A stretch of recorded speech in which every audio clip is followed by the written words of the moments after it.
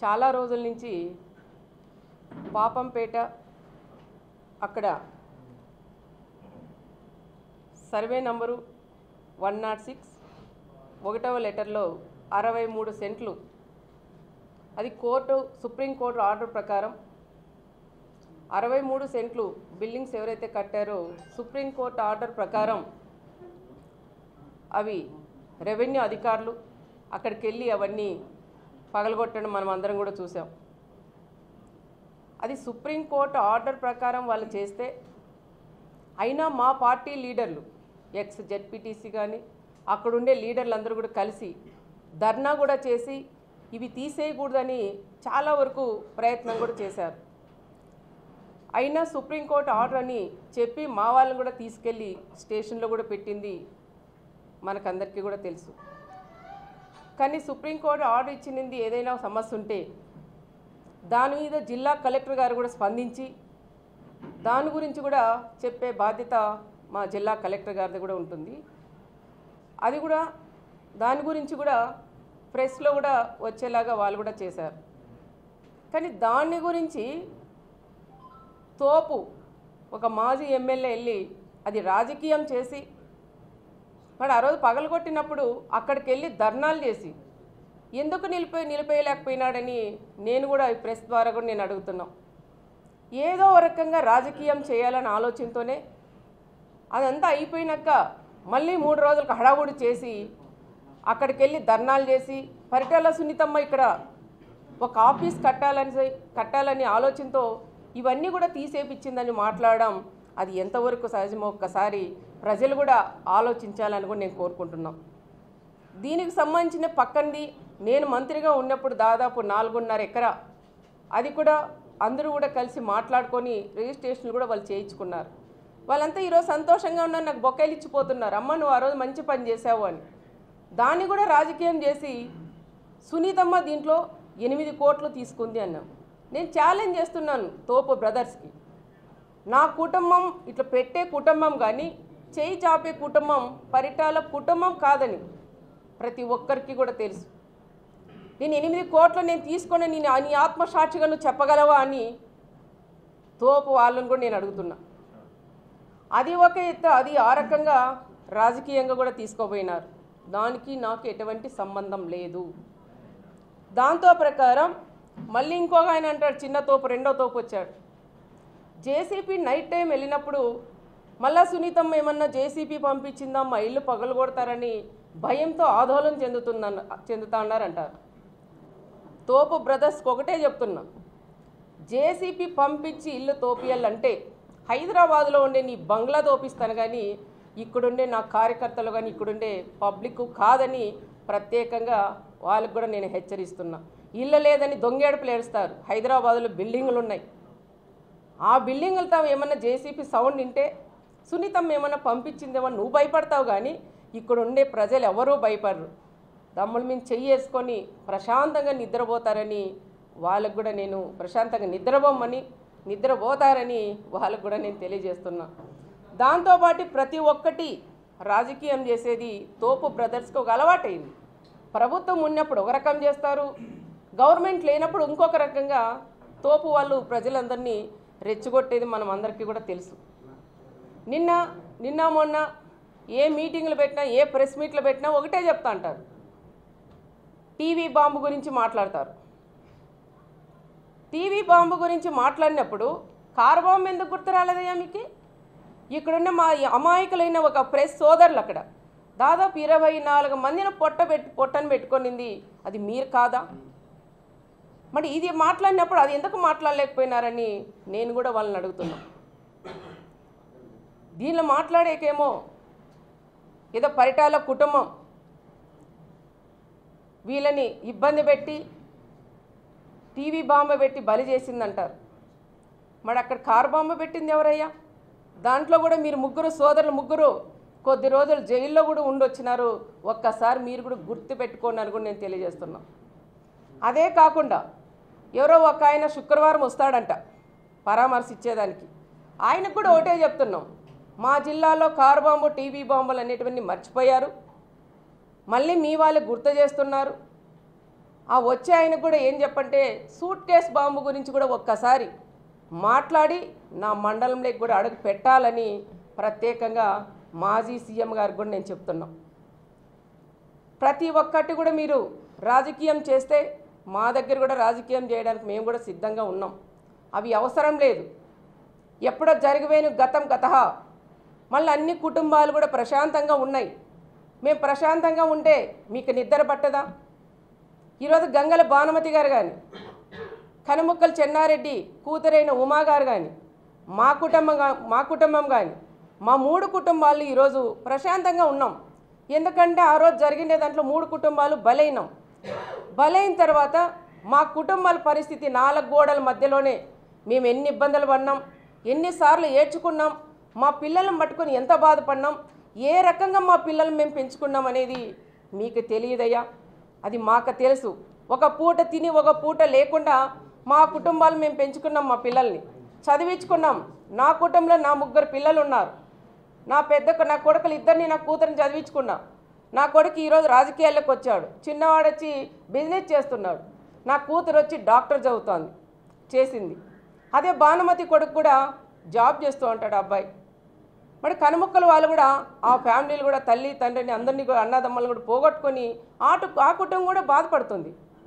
మేమన్నీ మర్చిపోయి ప్రశాంతంగా ఉండి 10 మందికి సేవ చేయాలని తప్ప వేరే ఆలోచనలు మా కుటుంబాల్లో లేవు.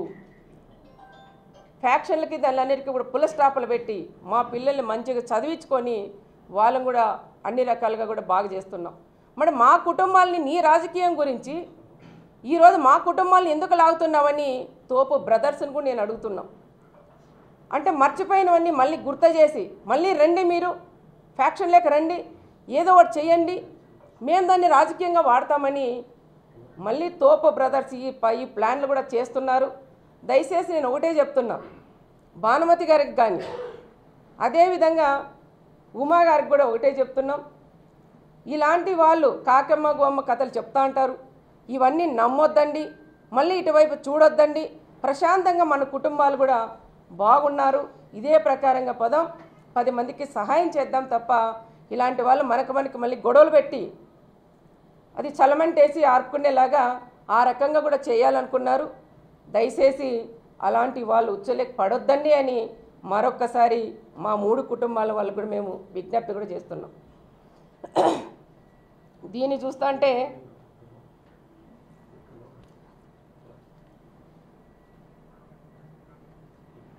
అధికారంలో ఉన్నప్పుడు మాత్రం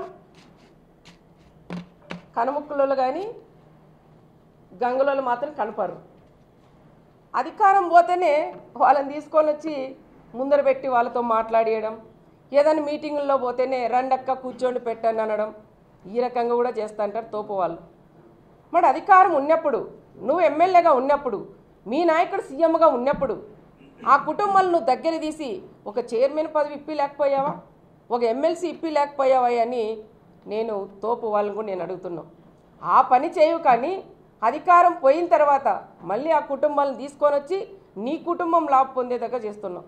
మరి నేను ఈరోజు అడుగుతున్నా ప్రెస్ సోదరులు అందరి తరపున, ఇప్పుడు 2029 వస్తుంది, మరి ఇవ్వండి ఎమ్మెల్యే టికెట్టు, భానుమతికి ఇవ్వండి, లేదంటే కనుముక్కల ఫ్యామిలీ వాళ్ళకి ఇవ్వండి. మరి వాళ్ళు పోరాటం చేయలేదా? లబ్ధి పొందేకైతే నువ్వు, రాజకీయంగా కావాలి ఎమ్మెల్యేగా కావాలని దగ్గర నువ్వు, కుటుంబాలను వాడుకోవడానికి మాత్రం వాళ్ళ బలయ్యేదానికి వాళ్ళ మళ్ళీ వాళ్ళని దీంట్లో ఇస్తావా? మీ జగన్ వస్తాడు కదా, అనౌన్స్ చేపి రాప్తాడు నియోజకవర్గం ఇవ్వండి. వీళ్ళు భానుమతి వాళ్ళకి గంగలోళ్ళకి ఇవ్వండి. అదేవిధంగా కనుముక్కలోళ్ళకి నువ్వు అనౌన్స్ చేపి, నీకు దమ్ము ధైర్యం ఉంటే. అంతేగాని ఆడవాళ్ళతో రాజకీయం చేయడం అనేది అది కరెక్ట్ కాదు. ఎందుకంటే నీ కుటుంబంలో లాస్ కాలేదు కాబట్టి ఆ బాధలు నీకు తెలియట్లేదు. ఆ బాధలు పడిన వ్యక్తి నేను. ఆ బాధలు పడిన వ్యక్తులు ఆ కుటుంబాల్ని మళ్ళీ నువ్వు బయటకి ఇడ్చడం అది కరెక్ట్ కాదు అని నేను తోపు బ్రదర్స్కి కూడా నేను చెప్తున్నాం. ఈ రకంగా రాజకీయాలు చేసే వాళ్ళని కూడా ఒక్కసారి పక్కన పెట్టండి అని మొత్తం అందరికీ కూడా యూత్కి కూడా నేను చెప్తున్నాం. ఈ రకంగా ప్రతి ఒక్క కుటుంబాన్ని కూడా వాడుతున్నారు. రెడ్డి సోదరులు కూడా అంతే. దయచేసి రెడ్డి సోదరులు కూడా ఒకటే కోరుతున్నా, ముఖ్యంగా రెడ్డి సోదరులకి పరిటాల కుటుంబానికి ఎక్కడ విభేదాలు అనేది లేవు. మా ఆయన పరిటాల రవి గారు ఉన్నప్పుడే ఇక్కడ కొంతమందికి సోదరులు కూడా తెలిసిండదు. రెడ్డి సోదరులు వాళ్ళ కుటుంబాల్లోనే మా కుటుంబానికి కూడా బంధుత్వాలు కూడా కలుపుకోవాలని చెప్పిన వ్యక్తి పరిటాల రవీంద్ర. మా మామయ్య కొడుక్కి మన ఓబిరెడ్డి అన్న కూతురు కూడా చేసుకో అంటే ఆ రకంగా అందరూ కలిసి ఉండాలనే ఆలోచనతో ఆ రకంగా కూడా మా ఆయన కూడా చేశారు. రెడ్డి సోదరులు కూడా మాతో కూడా చాలామంది ఉంటారు. ఈరోజు మళ్ళీ అదే రెడ్డి సోదరులు వాళ్ళ దగ్గరికి వెళ్ళలేదని ఆలోచన చేసి మళ్ళీ వాళ్ళని రెచ్చగొట్టి వాళ్ళని ఒకే దగ్గర చేర్చాలనే ఆలోచనతో మళ్ళీ పరిటాల కుటుంబం ఫ్యాక్షన్ చేస్తుంది. మళ్ళీ రండి నా దగ్గరకు రండి అని చాలామందిని దగ్గరికి కూడా తీసుకుంటున్నారు. రెడ్డి సోదరులు కూడా ఒక్కటే మీరు గమనించండి, ఏ ప్రభుత్వం ఉన్నప్పుడు ఎవరు ఎమ్మెల్యే ఉన్నప్పుడు మీరు నష్టపోయినారు. రెడ్డి సోదరులు కానీ బీసీలు కానీ ఎస్సీలు కానీ ఎస్టీలు కానీ అందరూ ఏ కుటుంబం ఎమ్మెల్యేగా ఉన్నప్పుడు మీరందరూ బాగుండారనే విషయం మీ విజ్ఞతకే వదిలేస్తాం. ఎక్కడైనా చిన్న రియల్ ఎస్టేట్ చేసుకున్నా వాళ్ళు కష్టపడి పని చేసి వాళ్ళు డబ్బులు ఖర్చు పెట్టుకొని కొంతమంది పనులు చేసి పెట్టారు. అలాంటి వాళ్ళు కూడా వదులుకోకుండా చాలామందిని కూడా ఇబ్బంది పెట్టినది తోపులు కాదా అని ప్రత్యేకంగా వాళ్ళకు కూడా నేను తెలియజేస్తున్నాం. వాళ్ళ రాజకీయం గురించి మిమ్మల్ని అందరినీ కూడా వాడుకుంటున్నారు. ఒక్కసారి మీరు కూడా అది ఆలోచించండి. అదే కాకుండా ఒక ఆయన హైదరాబాద్ నుంచి రెండో తోపు వచ్చాడంట. ఆయన హైదరాబాద్ నుంచి అనంతపురం రావాలంటే కొంతమంది పిల్లలకు, నేను అందరికీ చెప్పను, కొంతమంది పిల్లలకి ఫోన్పే చేస్తూ ఉంటాడంట డబ్బులు 10,000 15,000 అట్లా ఫోన్పే చేసి ఆయన వస్తాడు. వచ్చిన తర్వాత రెచ్చగొట్టి మాట్లాడి వెళ్ళిపోతాడు. ఈ పిల్లలు కూడా తాగే కొంచెం డ్రింక్ చేసి వాళ్ళు మాట్లాడిన తర్వాత కేసులు పెట్టడం, ఈ రకంగా అయిపోతే రెచ్చగొట్టడం, ఇళ్ళ దగ్గర పంపించి తిట్టడం. ఇంట్లో ఎవరైనా ఆడవాళ్ళని తిడితే ఎవరికైనా చాతగాని మగవాళ్ళకు కూడా ఒక చాత్రం అనేది ఉంటుంది. ఆడవాళ్ళని తిట్టినప్పుడు ఎవరికైనా కోపం వచ్చి మాట్లాడినప్పుడు కేసులు పెడతారు. కేసులు పెడితేనే ఆ సునీతమ్మ కేసులు పెట్టించింది, సునీతమ్మ కొడుకు కేసులు పెట్టించారు అని ఆ రకంగా మమ్మల్ని వాడుకుంటున్నారు. దయచేసి రెడ్డి సోదరుల పిల్లలు కానీ చాలామంది బీసీ పిల్లలు కానీ యూత్ మీరందరూ ఒకటే ఆలోచన చేయండి. మీరందరూ మంచిగా చదువుకోండి. ఇలాంటి వాళ్ళ దగ్గరికి మీరు వెళ్ళొద్దండి. వెళ్ళినా ఏ పార్టీ వాళ్ళు ఆ పార్టీలు వెళ్ళండి, కానీ వాళ్ళు ఇచ్చిన డబ్బులకు అనవసరంగా వాడి తాగి కేసులు పెట్టించుకుంటే మీ భవిష్యత్తు కూడా ఇదవుతుంది. మీ కుటుంబాలు కూడా ఎంతోమంది ఆధారపడి ఉంటారు. కాబట్టి యూత్కి కూడా నేను ఒకటే పిలుపునిస్తున్నాను, ఇలాంటి వాళ్ళు రాజకీయంగా వాడుకుంటారు, దయచేసి వాళ్ళ ఉచ్చులో పడొద్దండి అని ప్రత్యేకంగా వాళ్ళకు కూడా ఒక అక్కగా ఒక అమ్మగా వాళ్ళందరికీ కూడా నేను విజ్ఞప్తి చేస్తున్నాను. ఆ పార్టీ కానీ ఈ పార్టీ కానీ ఎవరు కూడా మీరు చదువుకోండి, మంచిగా ఉండండి. ఫ్యాక్షన్లు వద్దు, గొడవలు వద్దు. ఫ్యాక్షన్ కావడం వల్ల బలవుతారు కానీ ఆ కుటుంబాలు బాగుండవు. దానికని దయచేసి మీరందరూ మంచిగా చదువుకొని ఉద్యోగాలు చేయండి. లేదంటే వ్యవసాయం చేసుకుందాం. మన అనంతపురం జిల్లాలో వ్యవసాయం కూడా చేసుకుంటే బాగా ఉంటుంది. దానికని దయచేసి పిల్లలందరికీ కూడా నేను ఒకటే చెప్తున్నాం. మరి ఇంకొక ఆయన నిన్న వచ్చినాడు, ఒక ఆయన మరి ఇన్నాళ్ళు ఎక్కడ పోయినాడో తెలియదు, కానీ గవర్నమెంట్ పోయిన తర్వాత నిన్న మొన్న వచ్చి ఒకటి చెప్తాడు. మా నాయకుడు చంద్రబాబు నాయుడు గారిని ఆ రోజు ఏం మాట్లాడినారో ఒక్కసారి నేను కూడా వీడియో ప్లే చేసి చూపిస్తాను.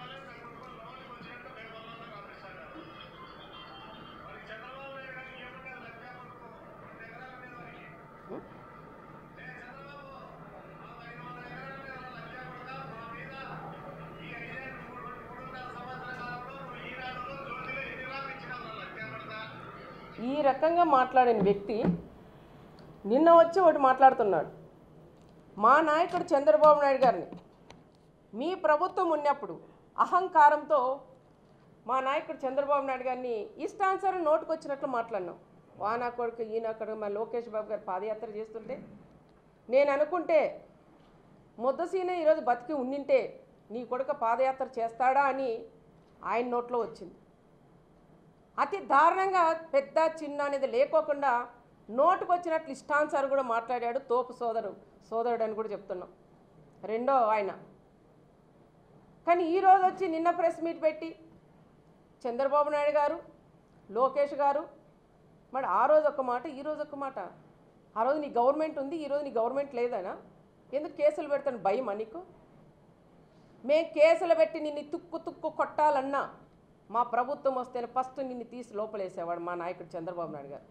ఏ రోజు మేము మీరు మాట్లాడిన వాళ్ళు కూడా మేము ఓపిక ఓర్పుతోనే మా నాయకుడు చంద్రబాబు నాయుడు గారు మేము చెప్పినా వాళ్ళు ఏదో మాట్లాడింటారు, కుక్కలు మరుగుతూ ఉంటాయి, అటు పోతూ ఉంటాయి, దాని గురించి ఎవరు పట్టించుకోవద్దని చెప్పిన నాయకుడు మా నాయకుడు చంద్రబాబు నాయుడు గారు. మరి ఈ విధంగా మేమే మాట్లాడింటే మీ సైకో సీఎం ఉండింటే మా వాళ్ళని తీసుకొని పోయి ఎంతోమందిని కూడా బలి చేశారు.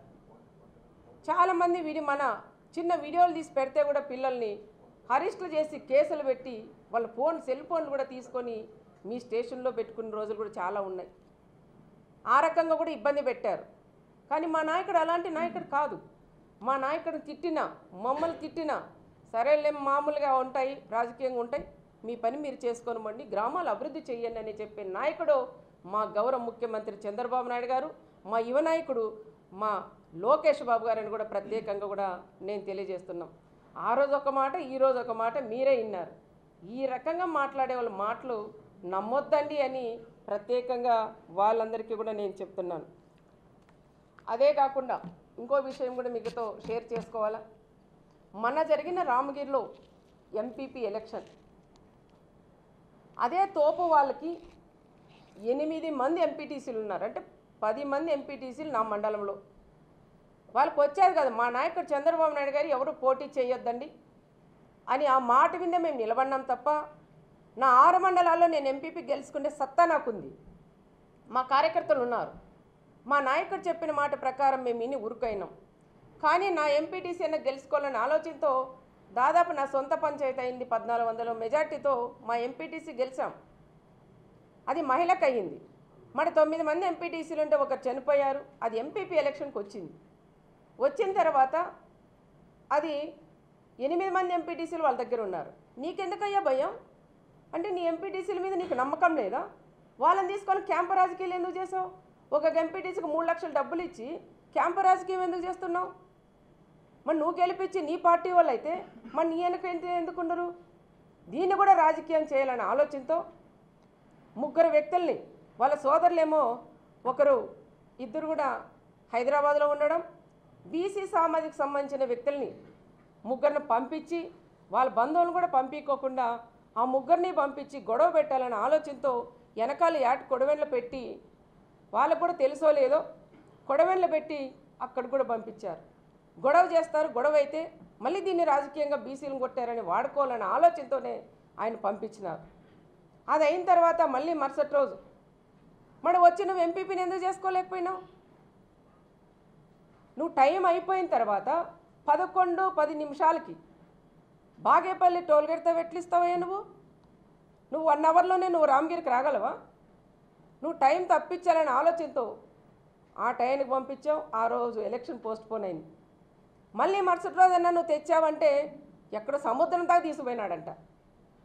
మరి నీకు అంత నమ్మకం లేదు నీ వాళ్ళ మీద నమ్మకం లేక ఇది పోస్ట్పోన్ చేసి సునీతమ్మ ఈ విధంగా చేసింది కాబట్టి పోస్ట్పోన్ చేయించు. అయ్యా జగన్ రెడ్డి, నువ్వన్నా తెలుసుకో, మిగతా మండలాలంతా ఎంపీపీలు అయ్యారు. మరి రామగిరి మండలంలో చేతగానే దద్దమ్మ ఒక ప్రకాష్ రెడ్డి ఉన్నాడు కాబట్టి ఎంపీపీని చేసుకోలేకపోయాడు. చేసుకునే శక్తి లేకే ఈరోజు మా మీద పడి ఏడ్చడం అది కరెక్ట్ కాదు అని చెప్తున్నాం. నువ్వు ఎప్పుడైతే ఏటుకోడవెన్లు పెట్టి జనాల్లో రెచ్చగొట్టావో అది చూసి యూత్ కూడా మండలాల్లో కానీ గ్రామాల్లో రెచ్చిపోయారు. దీంతోపాటు మళ్ళీ మరుసటి రోజే ఉగాది పండుగ. ఆ పండుగ రోజు చిన్న ఘటన జరిగింది, అది జరగకూడదు, చాలా బాధాకరం నాకు కూడా. ఎందుకంటే నా మండలం ఎప్పుడు కూడా ఫ్యాక్షన్కి సంబంధించిన ఎక్కడ మర్డర్లు కానీ గొడవలు ఖర్చులు ఎక్కడ కూడా లేవు. మా మామయ్య ఉన్నప్పటి నుండి చూస్తే కూడా. కానీ ఆ మర్డర్ ఆయన చనిపోవడం లింగమయ్య నా కుటుంబానికి కూడా మా వాళ్ళందరికీ కూడా మాకు బాధాకరం. ఆ కుటుంబానికి ఎప్పుడైనా ఆదుకుండే కుటుంబం కూడా పరిటాల కుటుంబం. ఆ కుటుంబాన్ని కూడా పరామర్శించేకి నేను వెళ్తే అది వాళ్ళు కొంచెం బాధగా ఉంటుందన్న ఆలోచనతో మా ఎంపీ గారిని మా మంత్రి గారిని ఇద్దరిని కూడా పంపించి వాళ్ళని పరామర్శించి వాళ్ళకి ఏదైనా కూడా మనం ఆర్థికంగా సహాయం చేద్దాం, రాజకీయాలు పక్కన పెడదాం, వాళ్ళ కుటుంబం కాపాడదామని చెప్పిన వ్యక్తి నేను అని కూడా నేను చెప్తాం. మరి వాళ్ళు చనిపోయి ఆ విధంగా ఉంటే కనీసం ఈ రోజు కన్నా ఒక్కరు వెళ్ళి ఆ కుటుంబం మాట్లాడిచ్చారా? ఆ తోపులు ఎవరైనా ఉన్నారా? తోపు వచ్చినాడో దండ వేసినారు వెళ్ళిపోయాడు, ఆయన ఎక్కడ పోయినాడో మాయమైనాడో తెలియట్లేదు. అంగో కృష్ణుడు వచ్చి ఇటు చేస్తున్నాడు. మరి ఆ కుటుంబాలను పరామర్శించవచ్చు కదా. ఇంతవరకు ఆ కుటుంబాలను పరామర్శించిన పాపాన పోలేదు. ఆటకొచ్చే ధైర్యము చేత కాక మీ ఆయపని పిలిపిస్తున్నా వీటికి ఏదో ఈడ వెలగబెట్టవయ్యా ఈడంతా చేయండి అని. ఒకటే చెప్తున్నాను జగన్మోహన్ రెడ్డికి, సీఎంగా ఎక్స్ సీఎం గారికి, మా నాయకుడు చంద్రబాబు నాయుడు గారు మాకు ఒకటే చెప్తా అంటాడు. నేను ఎమ్మెల్యే 20 సంవత్సరాలైంది. మా ఆయన చనిపోయినాక నేను ఎమ్మెల్యే అయిన తర్వాత కూడా ఎక్కడ ఫ్యాక్షన్ లేకుండా చేసిన వ్యక్తి కుటుంబం పరిటాల కుటుంబం.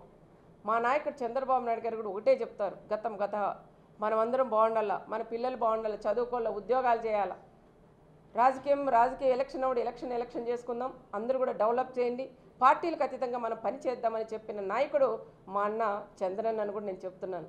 ఆయన అడగజాడల్లోనే మా కుటుంబం కూడా నడుస్తుందని కూడా నేను చెప్తున్నాం. మన జగన్ రెడ్డి మీరేదో శుక్రవారం వస్తారంట అంటే మంగళవారం అన్నారు, ఆయన శుక్రవారం అయితే బాగా అచ్చొస్తుంది కాబట్టి నేను శుక్రవారం అని చెప్తున్నాం. నువ్వు శుక్రవారం వచ్చినప్పుడు కూడా ఫస్ట్ సూట్ కేస్ బాంబు గురించి కూడా చెప్పండి. ఎవరు పంపించారు పరిటాల రవి గారిని చంపడానికని అది కూడా చెప్పండి. దాంతోపాటు మా ఆయన పరిటాల రవి గారిని చంపినప్పుడు మీ నాన్న సీఎంగా ఉన్నప్పుడు మా ఆయన పరిటాల రవి గారు చనిపోయారు, దాంట్లో కూడా నువ్వు కూడా ఉన్నావు. నిన్ను కూడా సిబిఐలు కూడా విచారించారు మీ నాన్న సీఎంగా ఉన్నప్పుడు.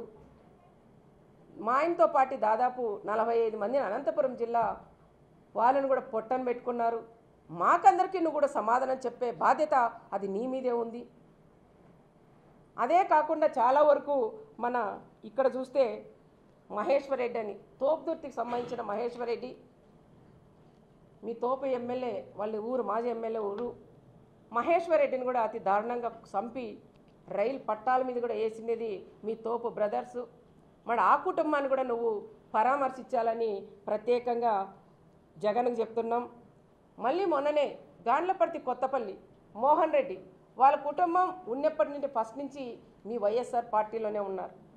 కానీ మీ వాళ్ళు చేస్తున్నట్టు నచ్చక మా పార్టీలోకి వచ్చినారు. వచ్చిన తర్వాత మోహన్ రెడ్డి గారిని కూడా ఇంటికి వెళ్ళి కొడవెన్లతో నరికేశారు, కాళ్ళు చేతులు నిరిగాయి. అందుకని మోహన్ రెడ్డిని కూడా నువ్వు పరామర్శించాలని కూడా ప్రత్యేకంగా కూడా నేను చెప్తున్నాను. అదే తోపుదుర్తిలో వాల్మీకులకు సంబంధించిన వాల్మీకులు ఉన్నారు. వాళ్ళు మీ ప్రభుత్వం ఉన్నన్నాళ్ళు ఇల్లు స్టేషన్ ఇల్లు జైలు పెట్టావు.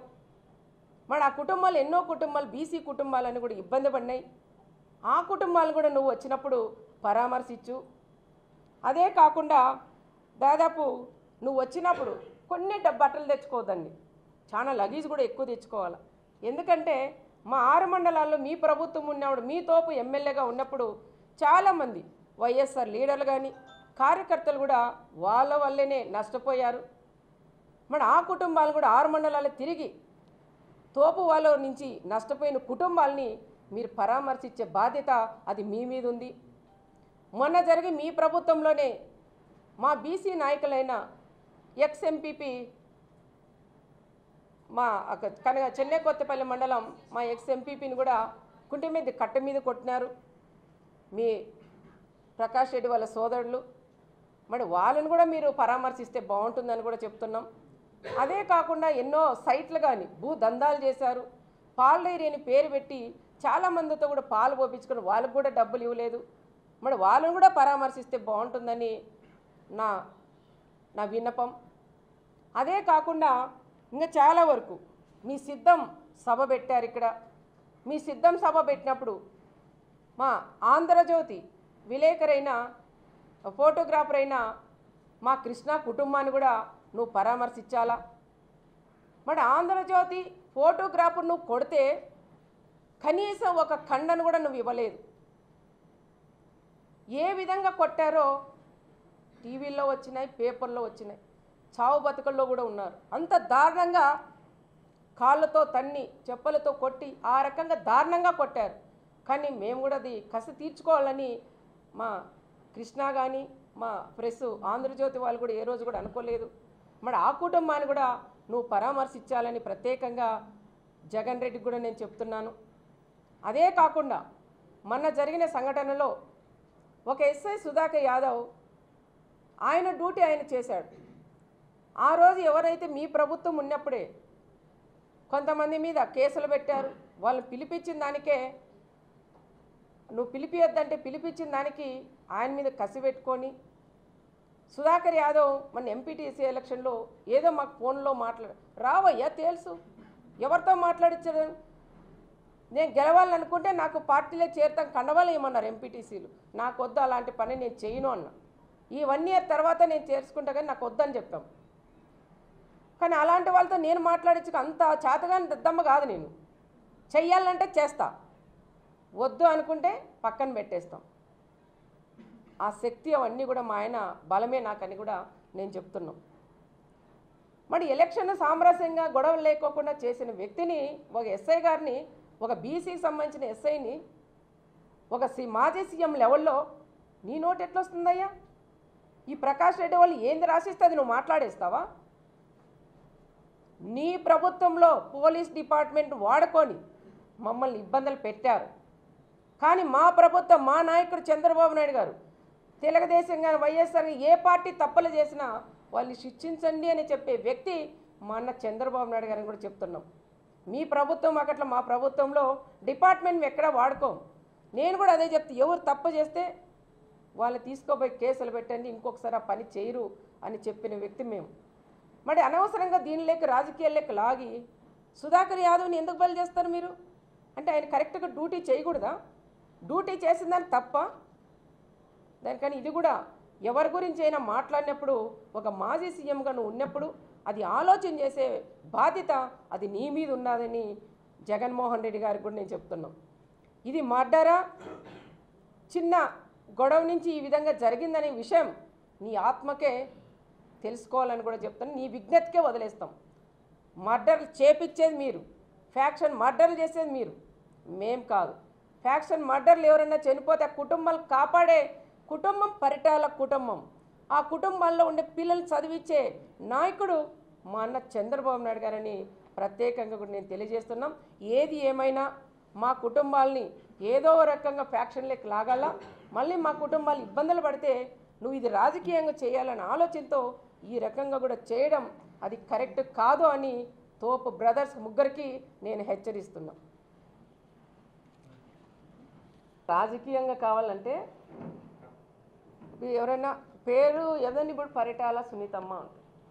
పరిటాల అని పక్కకి ఎత్తారు. కమ్మ సునీతమ్మ, కమ్మ చంద్ర, ఇంకా కమ్మ ఇంకొకరు, కమ్మ రంగయ్య, వాల్మీకి రంగయ్య, బోయ రంగయ్య, కురవ ఇది అవి ఇవన్నీ మాట్లాడతారు. మధ్యగా ఈజ్ ఆయన పేరు అట్లా అంటే వాళ్ళకంటే ఒక ఇంటికంటే ఓ పేరు ఉంటుంది కదా, ఆ పేర్ల పక్కన పెట్టి కురబ, బోయ, ఎస్సీ, కమ్మారెడ్డి ఇవన్నీ మాట్లాడతారు. నేను చెప్తాను అదే నా నియోజకవర్గం అంటే ఈయన కులాల మీద ఆధారపడి ఉండేవాడు ఒక ప్రకాష్ రెడ్డి అనే వ్యక్తి. మీరు చూస్తూ అంటారు అన్న 2009లో కూడా ఒక పక్క కురబ ఒక పక్క బోయ పెట్టాడు. 2014 వచ్చేసరికి వాళ్ళు పక్కకి వెళ్ళిపోయారు, సైడ్ అయిపోతారు. 2014 నుంచి 19 దాకా ఇంకొక టీంని పెట్టుకున్నారు. ఒక ఆయన్ని మన కళ్యాణదుర్గం సంబంధించిన అన్నని, ఇంకొక ఆయన ఈ పక్క ఒకరు ఈశ్వరాయన్ అని పెట్టుకున్నారు. 2014 అయినాక మళ్ళీ 19 నుంచి 24 చూడండి ఎవరున్నారో పక్కన. అంటే ఇయర్ 5 ఏళ్ళకోసారి మార్చుకుంటూ పోతూ ఉంటాడు. ఎప్పుడైనా ఆయన ప్రెస్ మీట్లో మీరే గమనించండి, ఓ పక్క వాల్మీకిని పెట్టింటాడు, ఓ పక్క కురబ సోదరులను పెట్టుకుంటాడు. ఆ రకంగా కులాలందరినీ కూడా వాడుకునే లాగా ఆ రకం కులాలను ముందు పెట్టి రాజకీయం చేసే నాయకుడు ఒక తోపు బ్రదర్స్.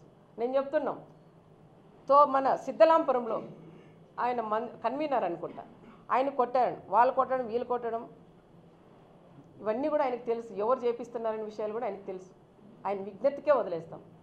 అదే కాకుండా మొన్న చనిపోయింది అది రాజకీయ మర్డర్ అంటారు. వాళ్ళని అడగండి, రాజకీయ మర్డర్ అనుకోకుండా జరిగిందా? వాళ్ళ కుటుంబ సభ్యులే చెప్తున్నారు. దీన్ని కూడా రాజకీయంగా కురబ వాళ్ళని చంపారు. నువ్వెందుకు పంపేయాలా రామగిరికి? మీ సోదరులు ఉన్నారు కదా, అంటే దందాలు చేసే సంపాదించేదానికి నీ వాళ్ళు ఉండాలా? కేసులు పెట్టించుకొని ఇబ్బందులు పడేదానికి బీసీలా? మరి ఆ రోజు వీళ్ళని ఎందుకు ముందుకు పెట్టుకొని చాకలేకపోయావు? మరి నీ గవర్నమెంట్ ఉన్నప్పుడు వీళ్ళు ఎందుకు అదే ఆయన వాళ్ళని పెట్టి మరి ఏదో పదవులు ఇప్పివచ్చు కదా సోదరులకి? ఎవరికైనా ఇప్పించావా?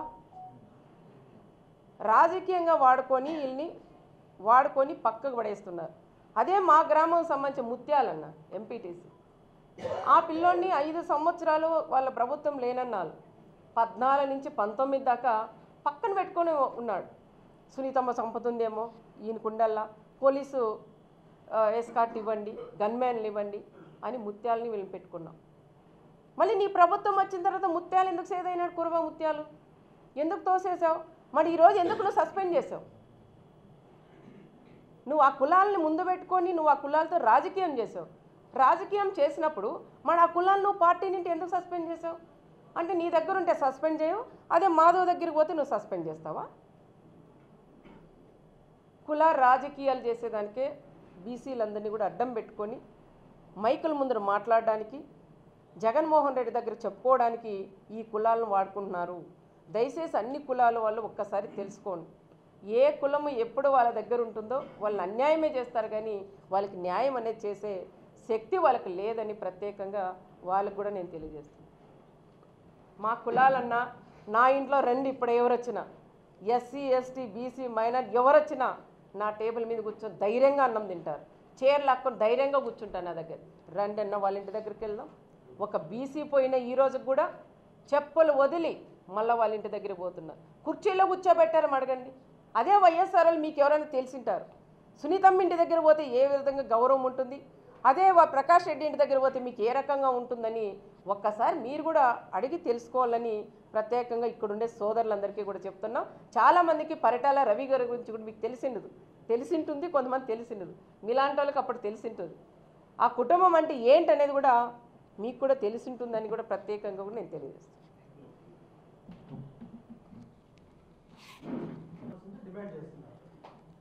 అడ్డుకోండి అన్నాను, ఎందుకంటే ఆయన వస్తున్నాడు. నేను చెప్పేది ఏమంటే జగన్ గారు వస్తున్నారు.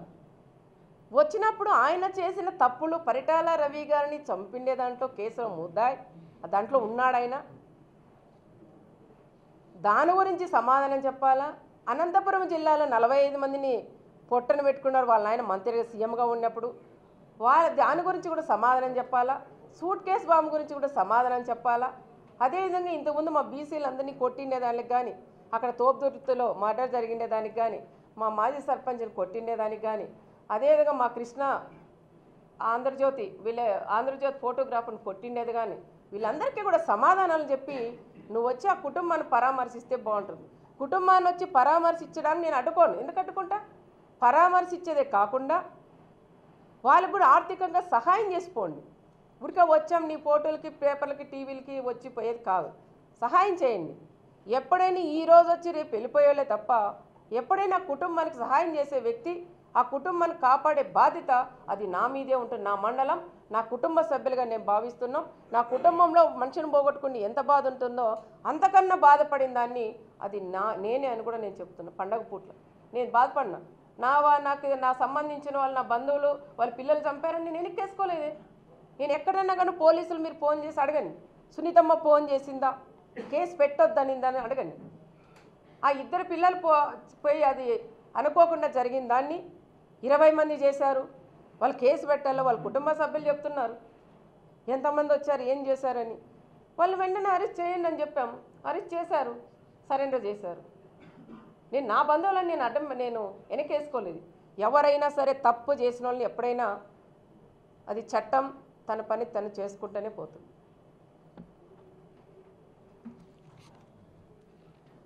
అలా మా 3 కుటుంబాలను తీసుకొని అది రాజకీయం చేయొద్దని నేను అనవసరంగా.